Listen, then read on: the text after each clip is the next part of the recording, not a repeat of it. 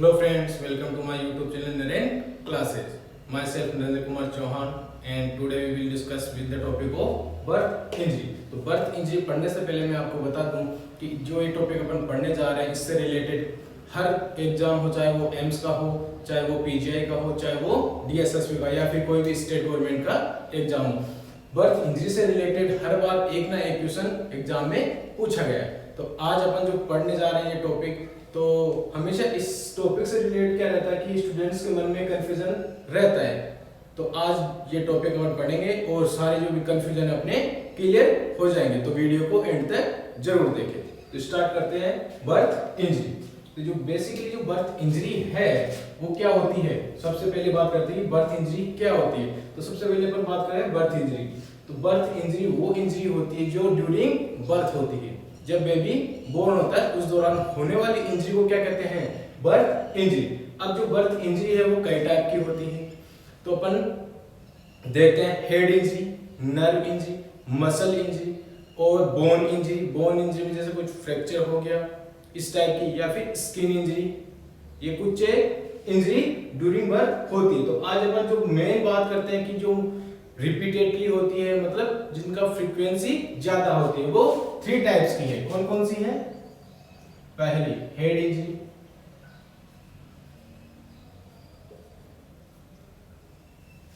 दूसरी nerve injury और third अपन बात करें मसल इंजरी। ठीक है, जो फ्रीक्वेंसी ज्यादा होती है वो इंजरी जिनकी फ्रीक्वेंसी क्या है, ज्यादा होती है, वो कौन सी होती है? हेड इंजरी होगी, नर्व इंजरी या फिर मसल इंजरी होगी। इनके अलावा बोन इंजरी हुई, स्किन इंजरी हुई, वो भी होती है लेकिन वो रेयरली होती है। तो ये क्या है, जो फ्रीक्वेंटली होती है। अब जो बात करें अपन हेड इंजरी की, जो हेड इंजरी है उसमें बेसिकली क्या आती है, 4 टाइप की इंजरी होती है। पहली क्या है, कैपुट सक्सीडेना, दूसरी सिफेलो हिमेटोमा और तीसरी कौन सी है, सिग्नो, और चौथी सबग्लियल हेमरेज।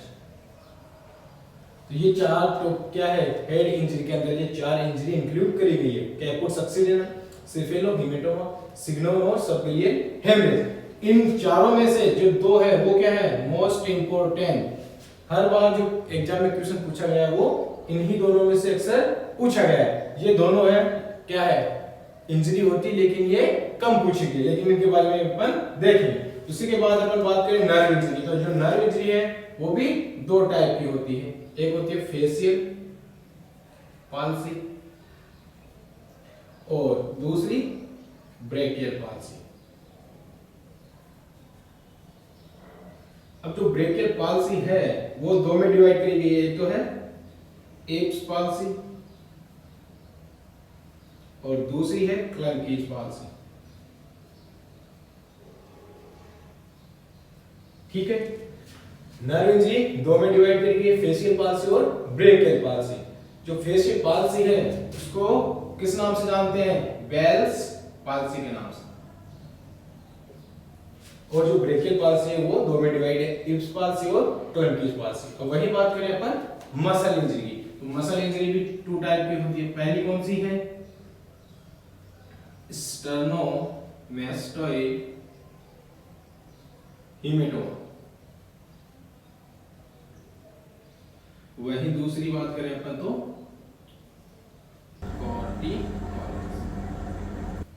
ये 2 टाइप की मसल इंजरी होती है। आज जो अपना टॉपिक है वो क्या है, हेड इंजरी। आज अपन जो बात करेंगे वो किसकी करेंगे, हेड इंजरी की बात करेंगे। उसके बाद नेक्स्ट नर्व इंजरी और मसल इंजरी। तो अपन फर्स्ट अपन बात कर लेते हैं हेड इंजरी की।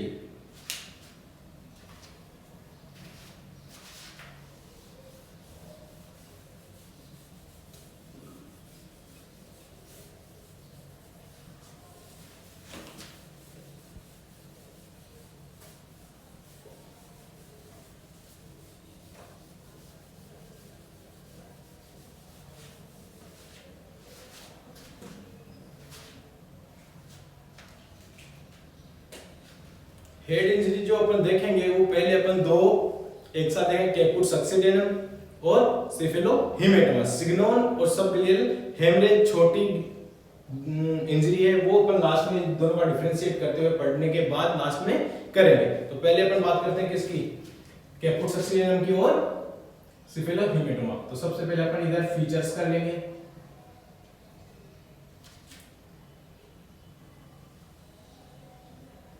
और इधर अपन बात करते हैं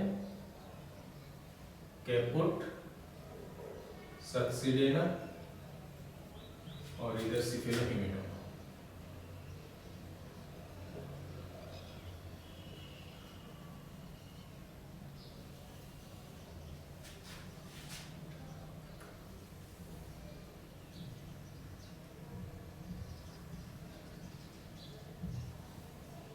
ये अब जो दोनों में अपन पढ़ेंगे वो दोनों को क्या करेंगे, डिफरेंशिएट करते हुए पढ़ेंगे, जिससे क्या होगा, याद करने में भी इजी रहेगा। दूसरी चीज, कई स्टूडेंट बोलते हैं दोनों में कंफ्यूजन रहता है, तो कंफ्यूजन में क्या हो जाएगा, क्लियर हो जाएगा। तो पहला अपना जो फीचर है वो क्या है, मटेरियल।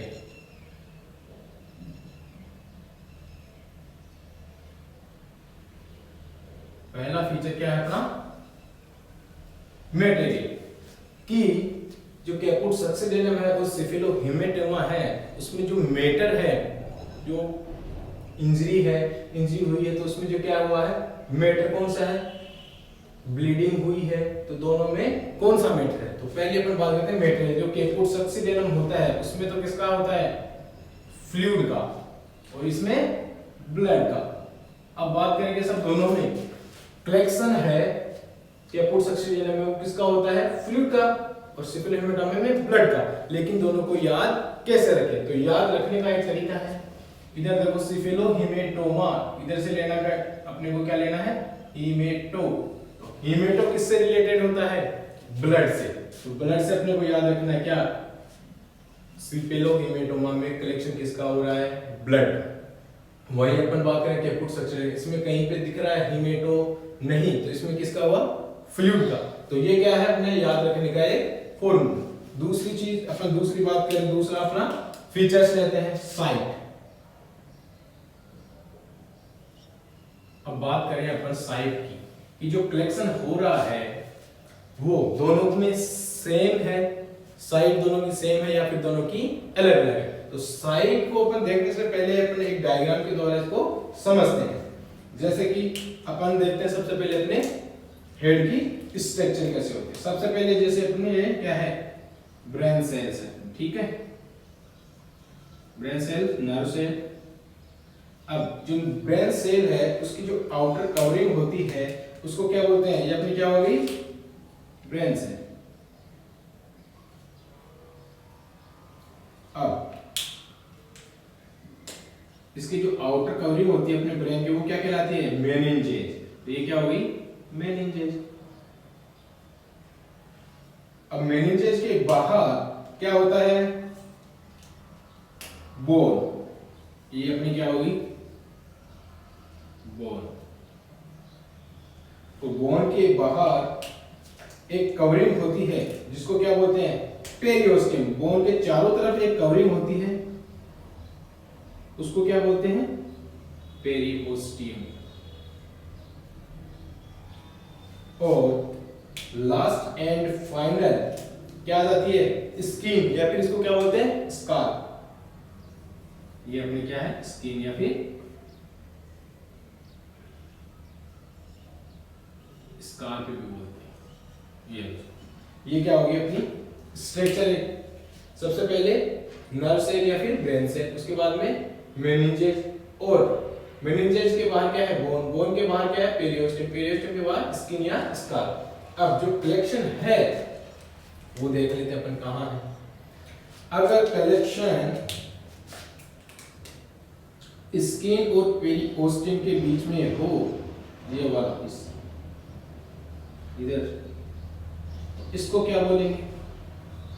और अगर कलेक्शन पेरियोस्टियम और बोन के बीच में हो, ये वाला हिस्सा देखो इधर,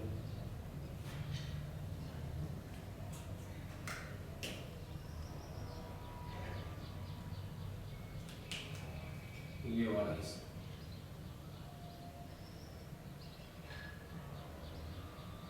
तो उसको क्या बोले, जो स्किन और पेरिओस्टियम के बीच में, स्किन और पेरिओस्टियम के बीच में जो ये ब्लीडिंग है, इसको क्या बोलेंगे, caput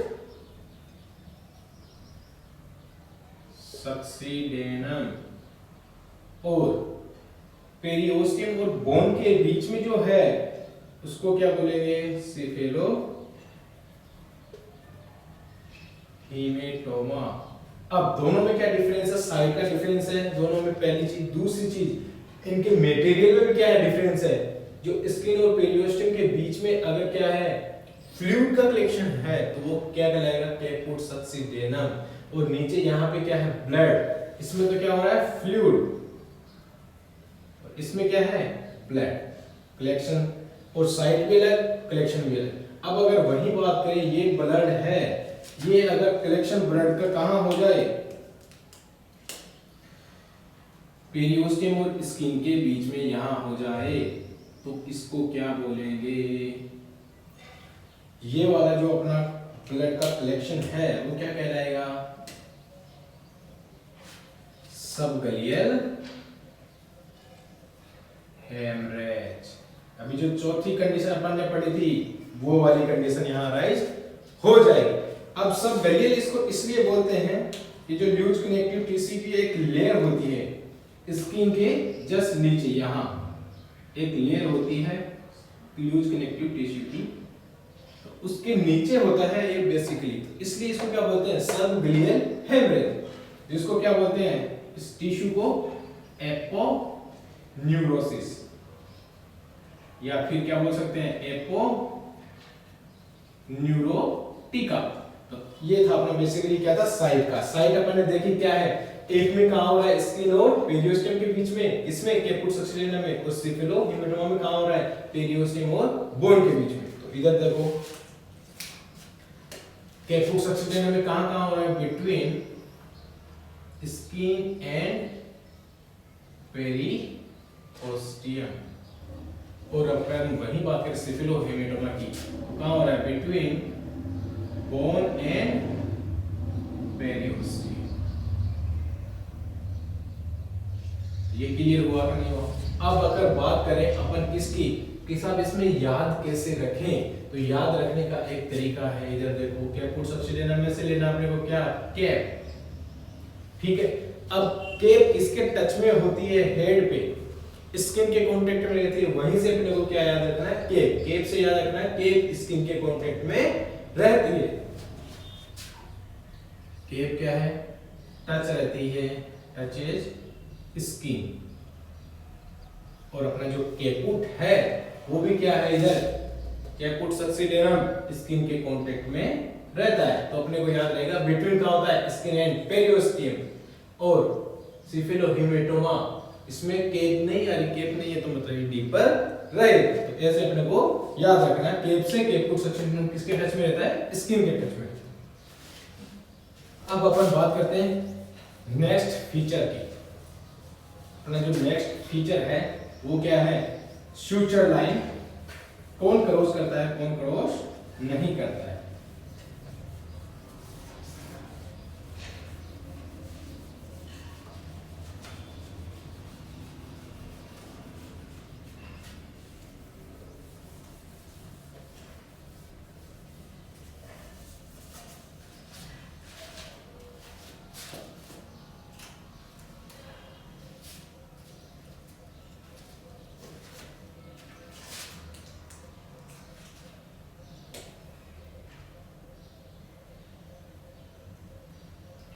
future line crossing.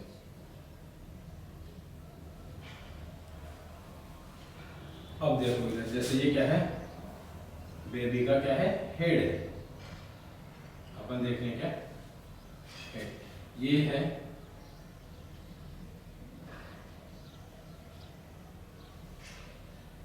Anterior continent, ये क्या है पोस्टीरियर।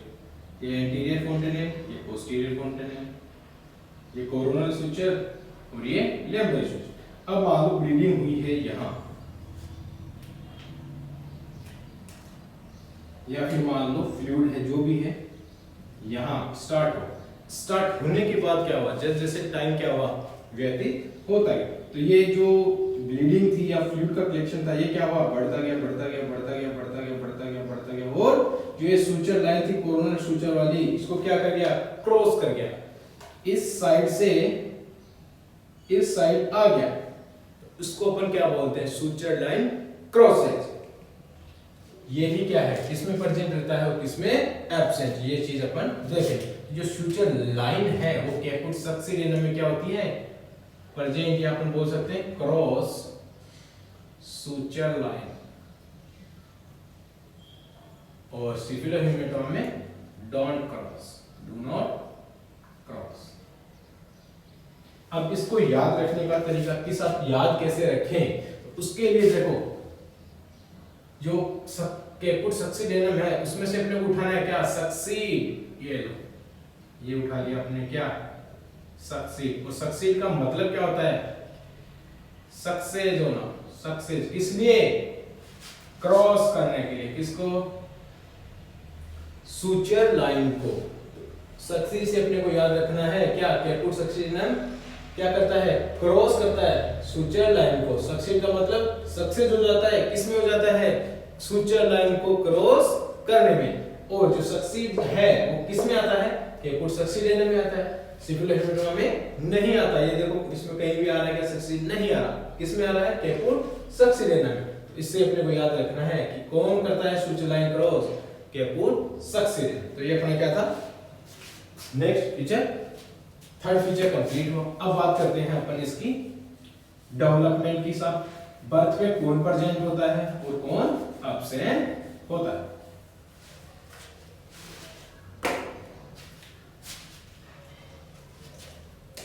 अब बात करते हैं अपन क्या, डेवलपमेंट।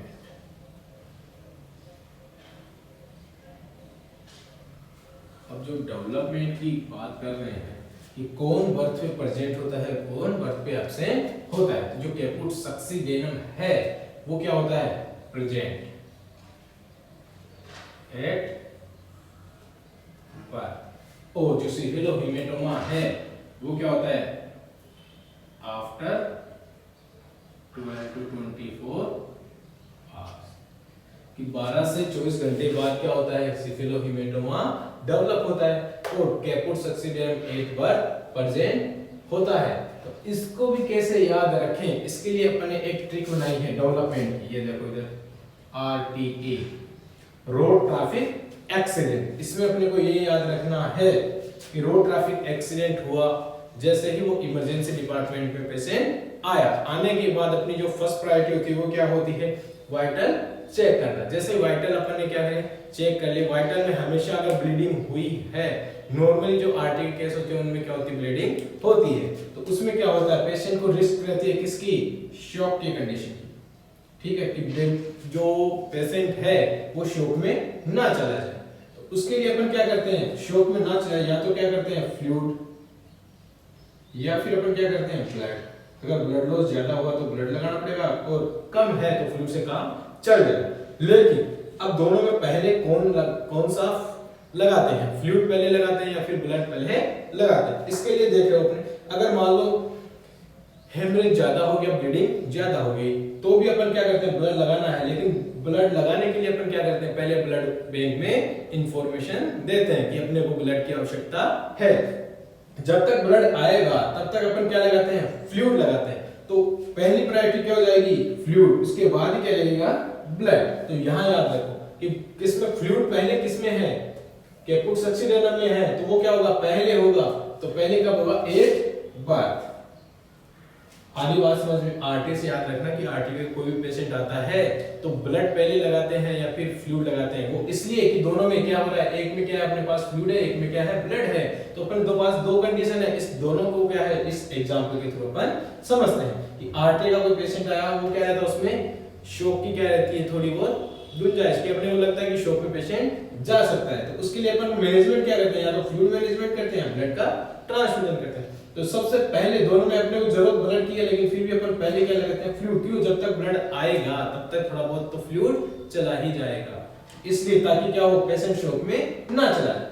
इसके लिए क्या करते हैं कि फ्लूइड पहले, तो फ्लूइड इधर किस में है, कैपुट सक्सीडेंट में, तो ये क्या हुआ, पहले का एक बर्थ, तो बर्थ पे प्रेजेंट कौन होगा, कैपुट सक्सीडेंट में। और वही बात करें सिफिलो हेमेटोमा की, ये कब डेवलप हुआ, आफ्टर 12 टू 24 आवर्स। तो ये क्या था अपना याद रखने का ये फॉर्मूला।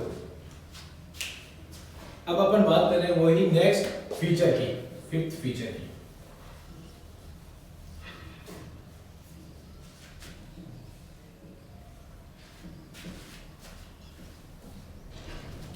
जो अपना फिफ्थ फीचर है वो क्या है, कॉज,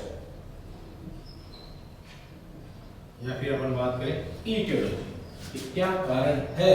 तो जो कैपुट सक्सीडेंटम है उसका most important cause, most common cause कौन सा है, तो वो है वीनस स्टेसिस।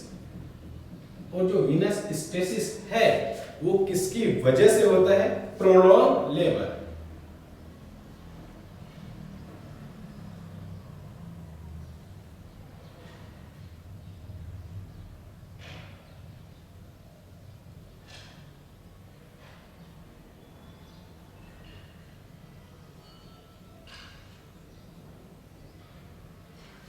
और वही बात करें अपन सिफिलो हेमेटोमा की, तो उसका जो मोस्ट कॉमन कोज है वो क्या होता है, जो tiny and small blood vessels, वो क्या हो जाती है, रप्चर। और जो ये रप्चर होती है वो क्यों होती है, इंस्ट्रूमेंटल डिलीवरी।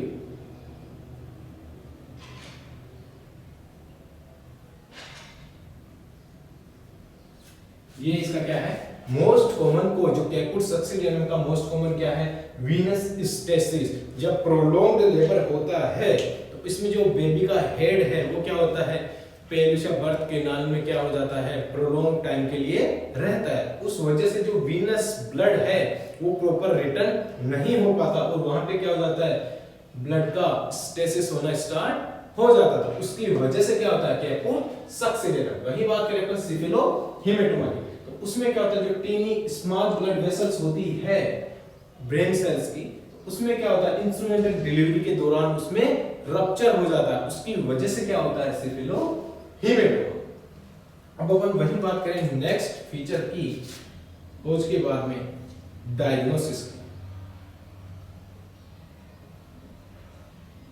जो डायग्नोस कैसे करते हैं, तो डायग्नोस करने के लिए देखो इधर कैपुट सक्सीडेंटम है, उसमें तो अपने को क्या करते हैं भाई, बल्ज ऑन इसका। और सिफिलो हेमेटोमा में कैसे करते हैं, पेशेंट क्या रहता है, अनकॉन्शियस, या फिर अपन क्या करा सकते हैं, सीटी स्कैन या फिर एमआरआई, इसके द्वारा अपन पता लगा सकते हैं। अब जैसे बल्ज से कैसे पता करेंगे, जैसे ये क्या है, बेबी का क्या है, हेड है, ठीक है। अब बल्ज इसके ऊपर ये नॉर्मल हेड, इसमें किसी भी प्रकार का कोई बल्ज नहीं है, लेकिन अगर कैपुट सक्सीडेंटम होगा तो कुछ इस तरह से क्या होगा, बल्ज प्रेजेंट होगा। तो अपने को देखने को मिलेगा क्या, कि यहाँ पे क्या है, थोड़ा उभार है, कुछ इस तरह से है, ये अपने को बल्ज देखने को मिलेगा। तो अपने को पता चल जाएगा कि क्या हुआ है, कि यहाँ पे फ्लूइड कलेक्शन हुआ है। तो ये क्या हो जाएगा, कैपुट सक्सीडेंटम से अपने को इसको देख लेंगे, कैपुट सक्सीडेंटम, ठीक है। इस प्रकार ये अपने क्या था, डायग्नोस करने का तरीका। वही बात करें अपन किसकी, सिफिलो हेमेटोमा की, इसमें पेशेंट क्या रहता है, अनकॉन्शियस रहता है। और दूसरी चीज, अनकॉन्शियस रहने के बाद अपन क्या करते हैं, सीटी स्कैन या एमआरआई कराते हैं, तो उसमें अपने को क्या नजर आता है, कि कलेक्शन हो रखा है ब्लड। तो ये अपन डायग्नोस करने का इसके फीचर। अब अपन नेक्स्ट फीचर की बात करते हैं, इसके रिजॉल्व की। जो रिजॉल्व करने का जो तरीका है,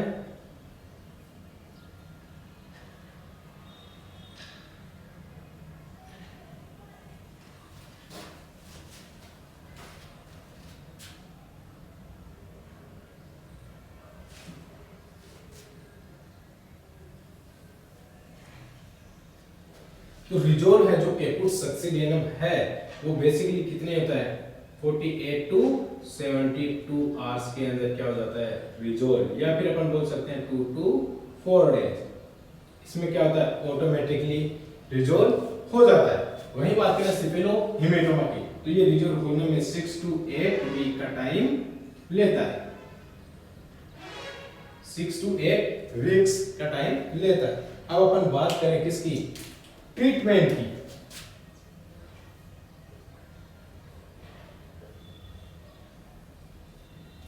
तो जो कैपुट सक्सीडेनम है उसमें किसी भी प्रकार का कोई ट्रीटमेंट की आवश्यकता नहीं होती है, नो ट्रीटमेंट रिक्वायर्ड।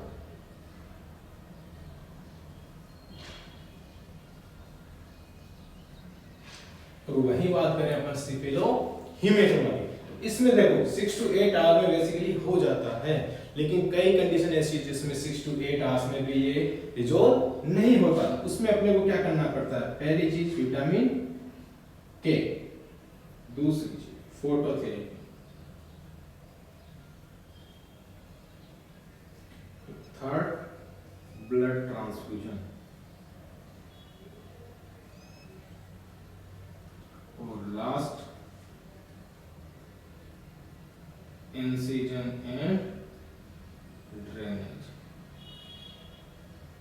ये जो सिफिलो हिमेटोमा है अगर 6 to 8 वीक में क्या हो, रिजोल्व नहीं हो, तो पहली चीज अपने को विटामिन के देते हैं। विटामिन के इसलिए देते हैं कि जो न्यूबॉर्न होता है उसमें क्या होता है, विटामिन के का सिंथेसिस नहीं होता है, उसको क्या करते हैं अपन बाहर से विटामिन के देते हैं जिससे क्या हो, फर्दर ब्लीडिंग ना हो।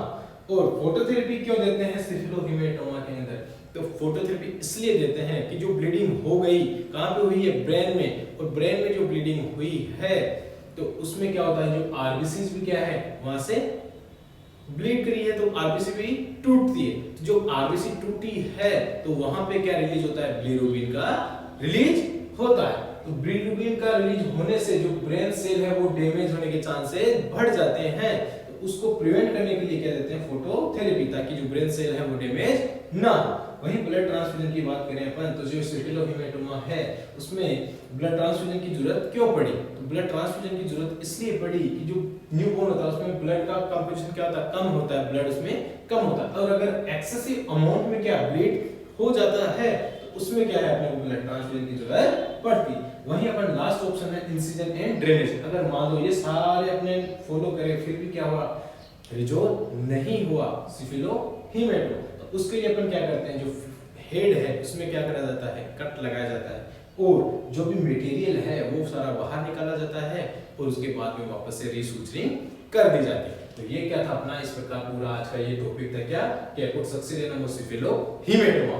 तो इसमें अपन ने वन बाय वन फीचर्स के थ्रू अपन ने समझे, मटेरियल कौन सा है, site, suture line, development, cause, diagnosis, resolve और ट्रीटमेंट। इसमें अपने किसमें फ्लूइड का कलेक्शन हो रहा है, किसमें ब्लड का हो रहा है, वो अपन ने कैसे देखा है, सारा एक ट्रिक वाइज देखा है कि ब्लड का कैसे याद रखना है, ब्लड का कैसे याद रखना है, फ्लूइड का कैसे याद रखना है, और इनकी जो साइट है वो भी अपन ने देख ली, सुचर लाइन है किसमें आ रहा है किसमें नहीं आ रहा वो अपन ने देखा, डेवलपमेंट वर्जेंट बर्थ पे कौन है, कौन बर्थ पे एब्सेंट है। वही बात करें अपन इसके कॉजेज की, तो ये सारा अपन ने देख लिया। तो अब अपन बात करते हैं, ये तो क्या थे अपने स्टार्टिंग के 2 पॉइंट। अब जो हेड इंजन में 2 रिमेनिंग पॉइंट है, कौन कौन से, सिग्नल और सबग्लियर हेमरेज, वो और देख लेते हैं।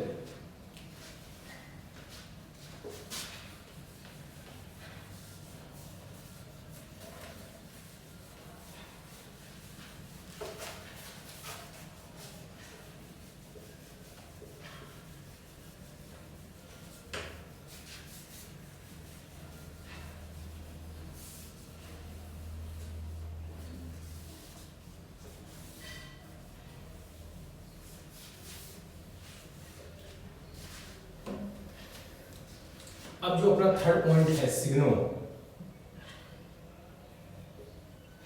ये क्या होता है, जो सिग्नल जो होता है वो क्या होता है, फॉल्स कैपुट सक्सीडेनम। जो सिग्नल होता है वो क्या होता है, फॉल्स कैपुट सक्सीडेनम होता है, जो किसमें डेवलप होता है, developed by Ventos delivery, most important. ये जो वेंटोस डिलीवरी होती है उसमें क्या होता है, जो फाल्स कैपुट सक्सेसियनम अपीयर होता है उसको क्या बोलते हैं, सिग्नोम। आगे बात में जैसे ही बेबी का क्या हुआ, ये क्या है, फीमेल एल्विस, ठीक है, ये बेबी बोर्न हो रहा है, ठीक है। अब अपन ने वहां पे अप्लाई कर दिया क्या,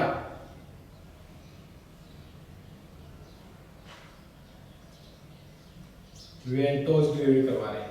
जैसे ही अपन ने कफ वहां पे अप्लाई किया तो जो ये पार्ट है जहां पे टच हुआ है सकिंग के द्वारा होता है, इसमें क्या होता है, वैक्यूम बढ़ता है। तो वैक्यूम के द्वारा यहाँ पे क्या हो, जो स्किन और इसमें जो इंस्ट्रूमेंट है उसमें कांटेक्ट हुआ, तो उसकी वजह से क्या होता है कि यहाँ पे एक फाल्स कैपुट सक्सेसियनम का फॉर्मेशन हो जाता है। अपने को देखने पे से लगता है कि क्या वहां पे कैपुट सक्सेसियनम डेवलप हो गया है, लेकिन वो होता क्या एक्चुअली वेंटोस डिलीवरी की वजह से होता है। और ये जो रिजोल्व है वो कब हो जाएगा,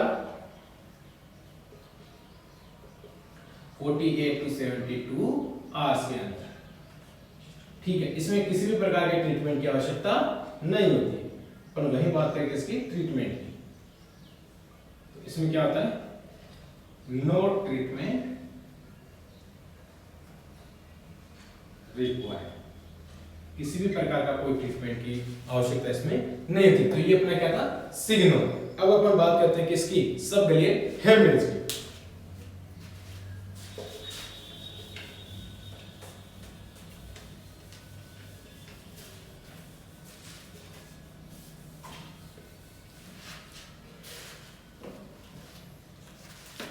लास्ट पॉइंट है अपना हेड इंजरी का,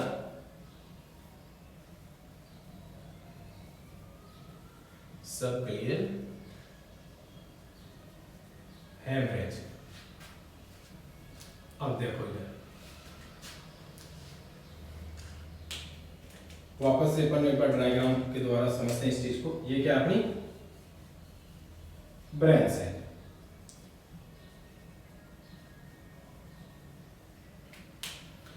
आउटर इसकी जो लेयर है उसको क्या बोलते हैं, मेनिंजेज।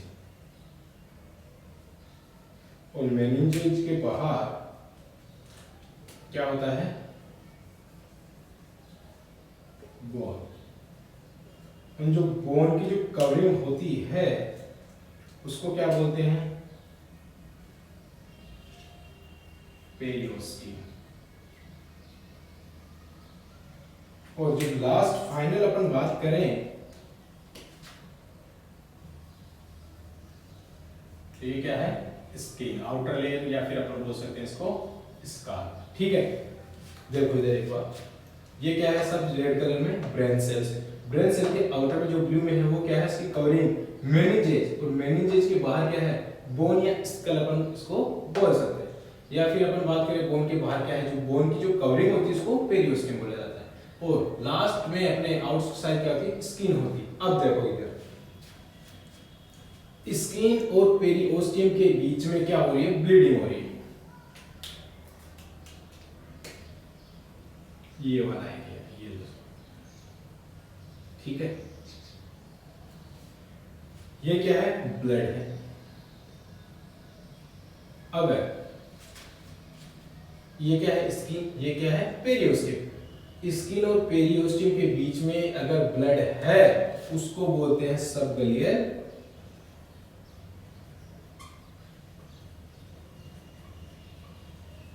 हेमरेज।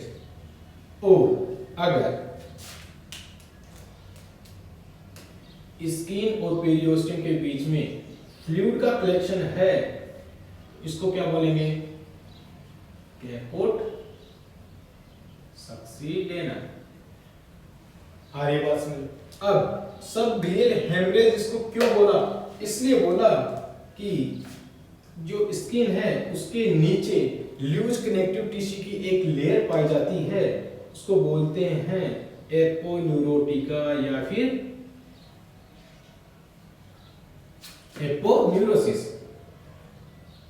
एपोन्यूरोटिका। जो ये लूज कनेक्टिव टिश्यू की लेयर जो होती है किसके बीच में, स्किन के जस्ट नीचे और पेरिओस्टियम के बाहर, तो इसके नीचे जो ब्लीडिंग होती है उसको क्या बोलते हैं, सबक्लियर हेमरेज। और वही बात करें अपन अगर पेरिओस्टियम और ये क्या है बोन, इसके बीच में अगर ब्लीडिंग हो जाए तो उसको क्या बोलते हैं, सिफिलोहीमेटोमा।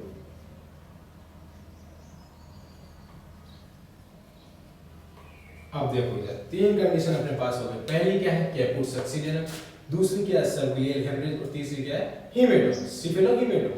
तो कैपुट सक्सीडेंटम में अपने को कुछ नहीं याद रखना, इसमें कलेक्शन जो हो रहा है वो किसका हो रहा है, फ्लूइड का हो रहा है, फ्लूइड। इसमें अपने को कोई दिक्कत नहीं है। अब दिक्कत कहाँ आ रही है, सबक्लियर हेमरेज में और सिफिलोहीमेटोमा। तो जो सिफिलोहीमेटोमा है उसमें साइट कहाँ है, पेरिओस्टियम और बोन के बीच में, और जो सबक्लियर हेमरेज है उसमें साइट कहाँ है, पेरिओस्टियम और, या तो अपन बोल सकते हैं पेरिओस्टियम और स्किन के बीच में, या फिर अपन इसको बोल सकते हैं पेरिओस्टियम और, ये लेयर कौन सी है, सब लूज कनेक्टिव टिश्यू की, एपोन्यूरोटिका।